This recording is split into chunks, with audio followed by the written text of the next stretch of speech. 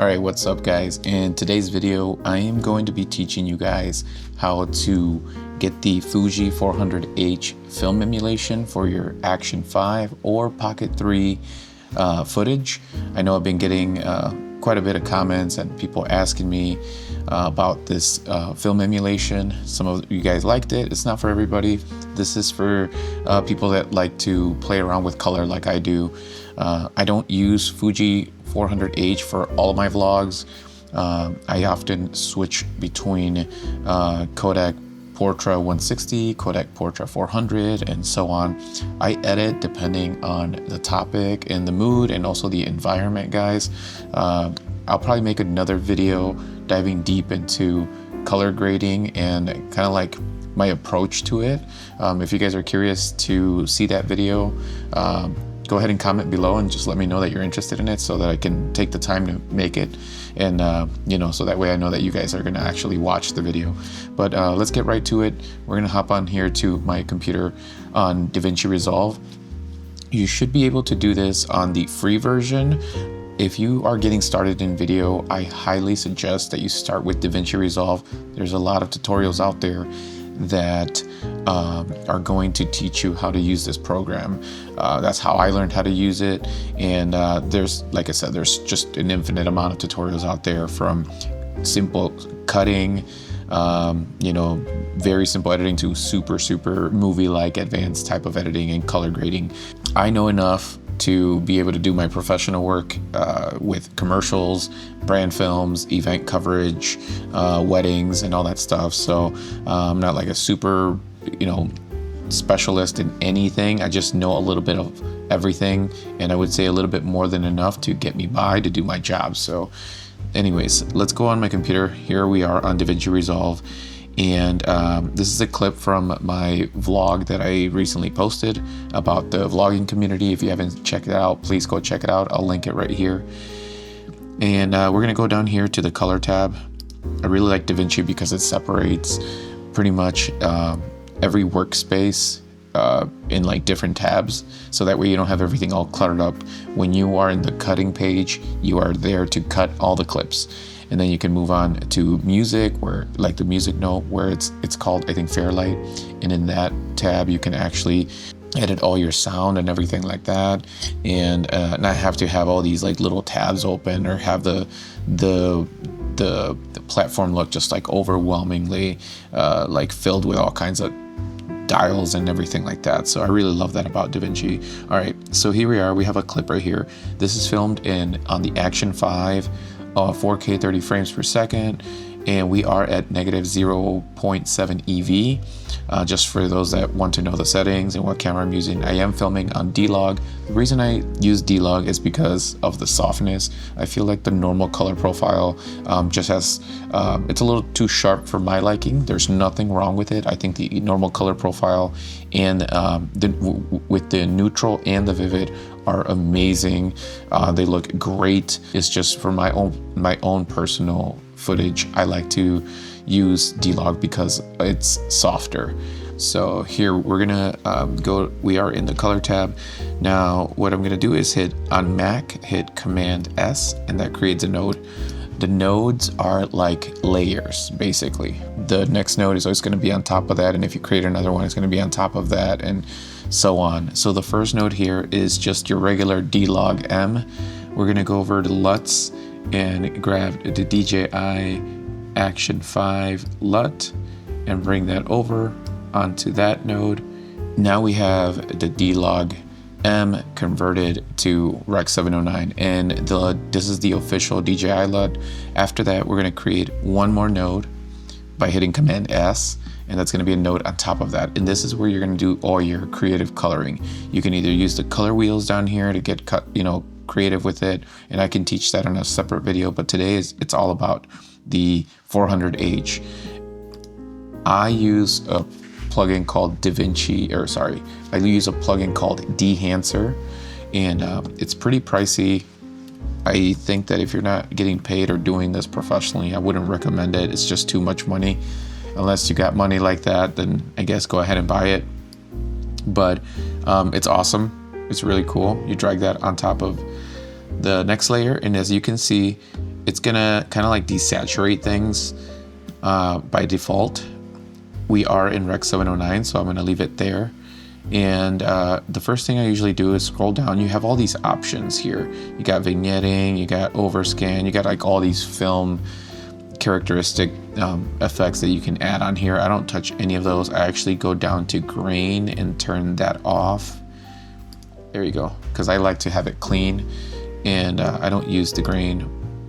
I do turn on the color head because I do like to mess with the colors every once in a while.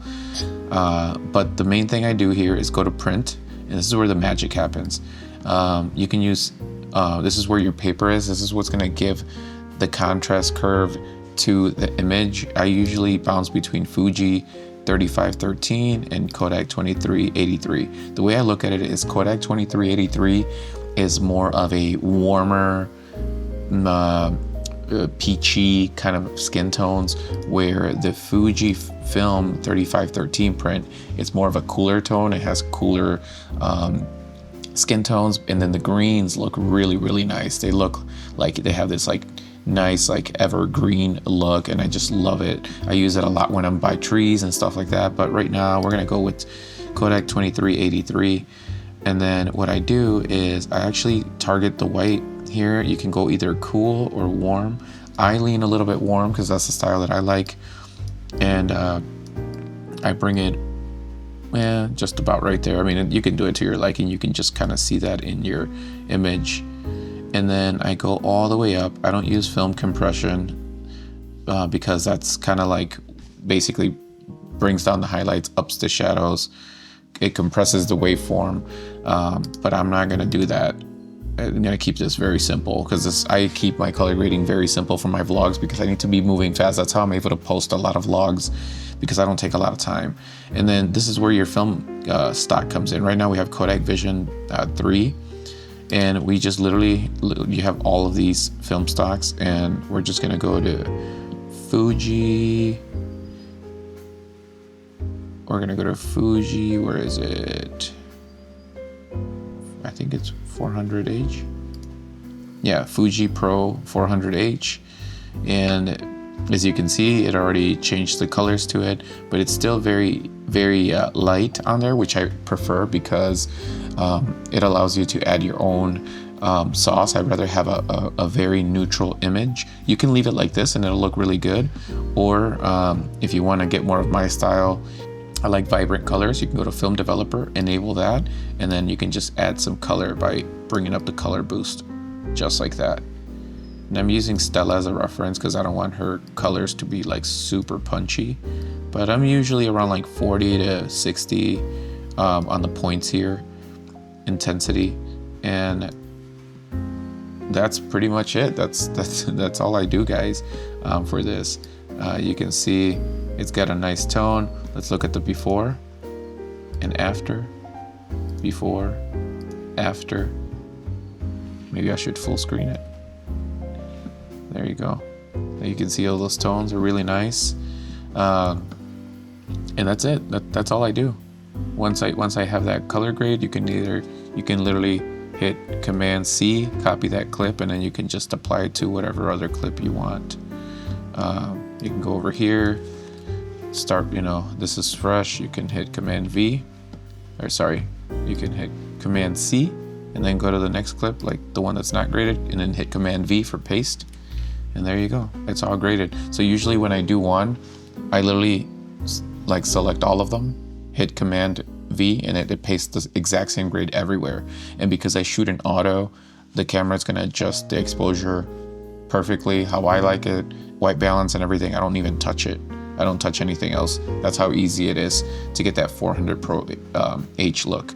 And if you want to switch it up, you can go over and get like, let's do Kodak. Here, let's go back. Let's do Kodak Portra 160.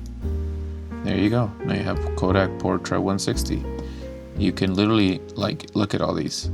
You got 400, Kodak Portra 800. That one looks really nice too. And then if you push and pull, this will give you less contrast, more contrast.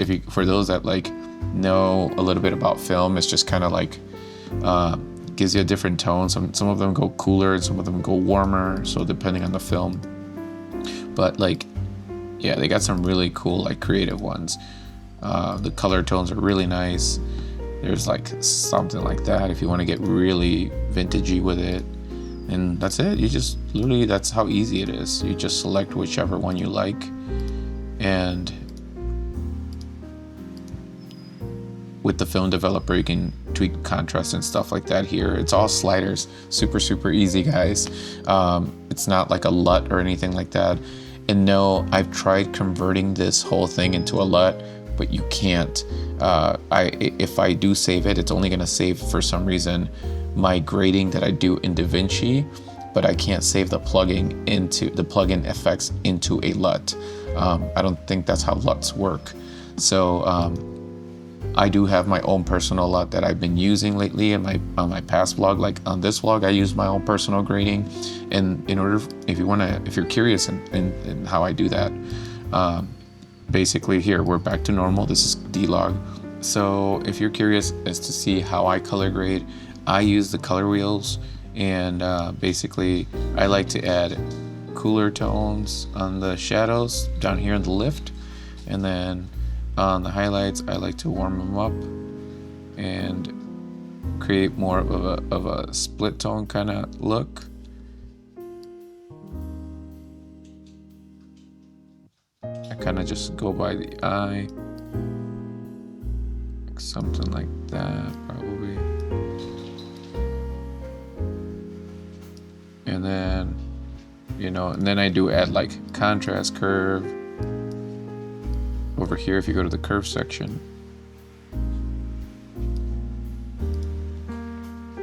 you can get like super creative with DaVinci. So I kind of grab the gamma is kind of like your midtones, but add some saturation, a little bit more contrast, and like that's something that I would do here. Like that's how I would color grade this one. I can save as a LUT, and then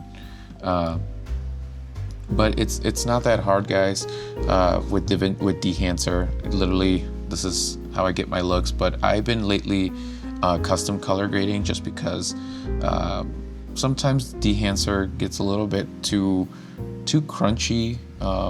It is a plugin, so I don't know how well it handles the image, and I feel like sometimes it kind of degrades the image in certain situations. I don't know. I prefer to do it all by scratch. I am thinking about developing a little LUT pack for Action 5, and then I might be selling that pretty soon, so stay tuned for that. I'm gonna make maybe a cooler one, a cooler tone preset, a warmer one, and then like a creative film look one, maybe like a 3-pack. It's something I'm kind of working on developing here, and it's literally going to be like a one-click, because right now I have my own personal one, and that's literally I just drag the LUT and put it over the DJI Action 5, and that's it. I don't even tweak it. It just works for my style. So anyways, I hope you find this video helpful. I'm wearing a suit because I'm getting ready to leave to go shoot a wedding, so didn't want to leave you guys without a video. So thank you. Peace.